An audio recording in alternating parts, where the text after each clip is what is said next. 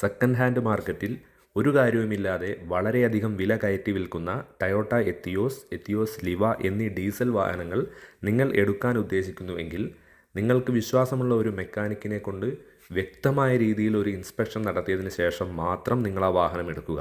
പറ്റുകയാണെങ്കിൽ ആ വാഹനം ഒരു 1000 കിലോമീറ്റർ ഓടിച്ച് നോക്കുക. എന്നിട്ട് അതിൻ്റെ ഓയിൽ ലെവൽ ചെക്ക് ചെയ്തതിന് ശേഷം മാത്രം ആ വാഹനം എടുക്കുന്നതായിരിക്കും നല്ലത്. അല്ലാത്ത പക്ഷം നിങ്ങൾക്ക് ഏകദേശം ഒരു 1.5 ലക്ഷം രൂപയോളം ചിലവ് വരുന്ന എൻജിൻ സംബന്ധമായ പണികൾ വരാൻ സാധ്യതയുണ്ട്.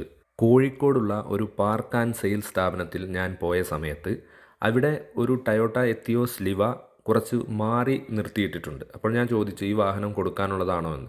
അപ്പോൾ ആ സെയിൽസ്മാൻ പറഞ്ഞത് അതിൻ്റെ ഓണർ അന്യായ വിലയാണത് ചോദിക്കുന്നത്, ഞങ്ങൾക്ക് കസ്റ്റമേഴ്സിനോട് പറയാൻ മടിയാണ്, എന്നാലും ഏതെങ്കിലും പൊട്ടന്മാർ അത് ചോദിച്ച് വന്ന് വാങ്ങാതിരിക്കില്ല എന്നാണ്. ടൊയോട്ടയുടെ ഈ വാഹനങ്ങൾക്ക് മാത്രമാണ് ഞാൻ പറഞ്ഞത് ബാധകമായിട്ടുള്ളത്.